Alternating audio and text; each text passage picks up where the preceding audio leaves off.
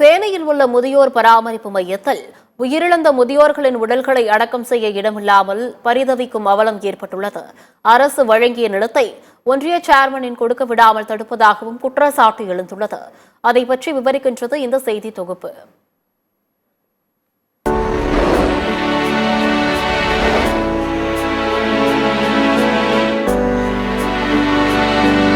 தேனி மாவட்டம் தேனி தாலுகா பூமலைக்குண்டு ஊராட்சி பகுதியில் அமைந்துள்ளது மனதுருக்கம் முதியோர் பராமரிப்பு மையம். கடந்த 13 ஆண்டுகளாக பூமலைக்குண்டு கிராமத்தில் இந்த முதியோர் பராமரிப்பு மையம் செயல்பட்டு வருகிறது.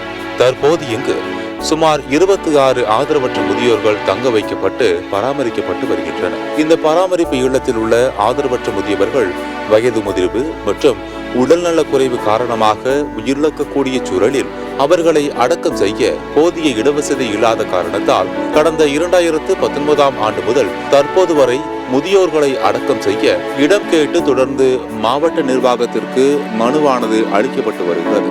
இங்கு உயிரிழக்கும் முதியவர்களை அருகிலுள்ள கிராம மக்கள் அப்பகுதியில் அடக்கம் செய்வதற்கு அனுமதி கொடுக்காத நிலையில் இங்கு உயிரிழக்கும் முதியவர்களை அரசு அலுவலர்களின் அறிவுறுத்தலின் பெயரில் மின்மயானத்தில் எரியூட்டி தகனம் செய்து வந்தனர்.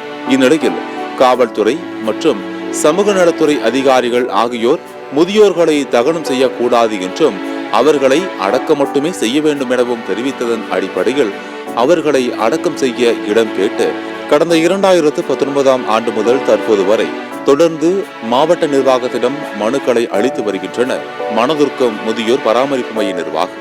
இவ்வாறு மனுக்களை விசாரிக்கும் மாவட்ட நிர்வாகம் அரசு புறம்போக்கு நிலங்களை வழங்க முன் வந்தாலும் முதியோர் இல்லத்திற்கு அடக்கம் செய்ய இடம் கொடுக்கக்கூடாது என தொடர்ந்து தேனி ஒன்றிய சேர்மன் சக்கரவர்த்தி தெரிவித்து நிலத்தை வழங்க விடாமல் தடையை ஏற்படுத்தி வருவதாக கூறப்படுகிறது. இதற்கு காரணம் இந்த அரசு புறம்போக்கு நிலத்தின் அருகில் தேனி ஒன்றிய சேர்மன் சக்கரவர்த்தியின் உறவினர் ஒருவரின் இடம் இருப்பதாகவும் அதன் காரணமாகவே இப்பகுதியில் இலவச இடம் கொடுப்பதை திமுகவை சேர்ந்த தேனி ஒன்றிய சேர்மன் சக்கரவர்த்தி தடுப்பதாகவும் குற்றச்சாட்டு தெரிவிக்கப்படுகிறது. இது குறித்து தேனி ஒன்றிய சேர்மன் சக்கரவர்த்தியிடம் இது குறித்து எமது செய்தியாளர் கேட்கையில் இந்த அரசு புறம்போக்கு நிலத்தில் ஒருவர் விவசாயம் செய்து வருவதாகவும் அவரை வெளியேற்றிவிட்டு இந்த இடத்தில் மயானம் அமைக்கப்பட்டால் கிராமத்தில் கலவரம் ஏற்படும் என்றும் அவர் தெரிவித்துள்ளார்.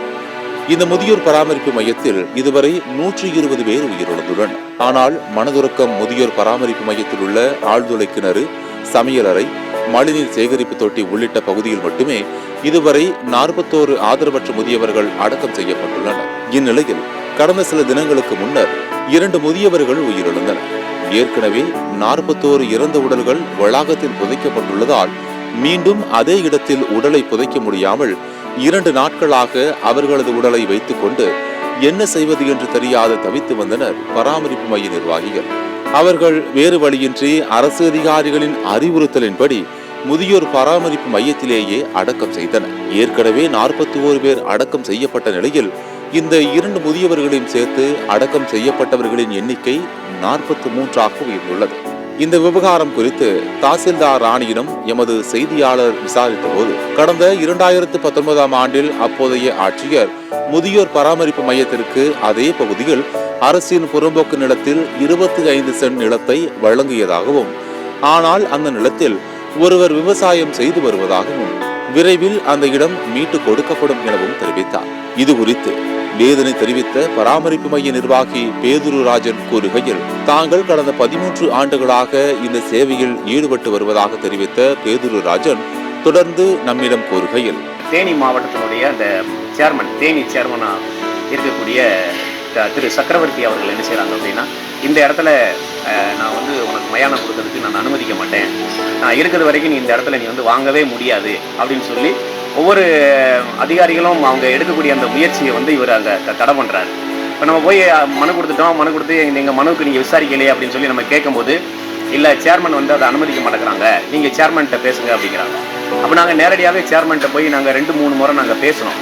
அப்போ அவர் சொல்கிறது வந்து நீ மயானம் வந்து நீ இங்கே வந்து நான் இருக்கிறது வரைக்கும் உனக்கு இங்கே மயானம் கிடைக்கிறதுக்கு நான் வந்து இது பண்ண மாட்டேன், அப்படி நீ வேணால் பண்ணிப்பாரு அந்த மாதிரிக்க வந்து அவங்க சொல்கிறாங்க.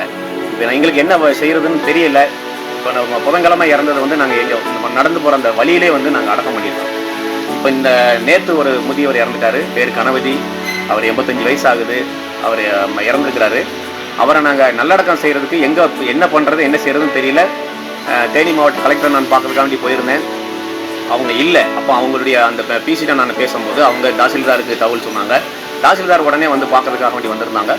வந்து எல்லா ஏரியாவும் அவங்க ஆய்வு பண்ணாங்க. ஆய்வு பண்ணிவிட்டு கண்டிப்பாக இவங்களுக்கு வந்து ஒரு மயானம் நம்ம கொடுக்கணும், கொடுத்தா தான் அது சரியாக வரும். ஏன்னா குடியிருக்கிற பகுதி, நம்ம குடிநீர் இருக்கக்கூடிய அந்த பகுதிகளில் அடக்கம் பண்ணுறாங்க. போர் இருக்குது, போர்வெல் எல்லாமே இருக்குது, நடந்து போகக்கூடிய பாதையில் அடக்கம் பண்ணியிருக்கிறாங்க.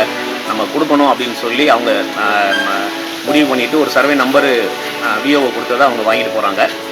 இதையும் வந்து என்ன செய்வாங்க அப்படின்னா, தொடர்ந்து இவர் வந்து திரு சக்கரவர்த்தி அவர்கள் வந்து என்ன செய்கிறாங்க அப்படின்னா, தொடர்ந்து தடை பண்ணுறாரு. இந்த ஆதரவற்ற மக்களை அடக்கம் பண்ண முடியாதபடிக்கு ஒரு தடை பண்ணுறாரு.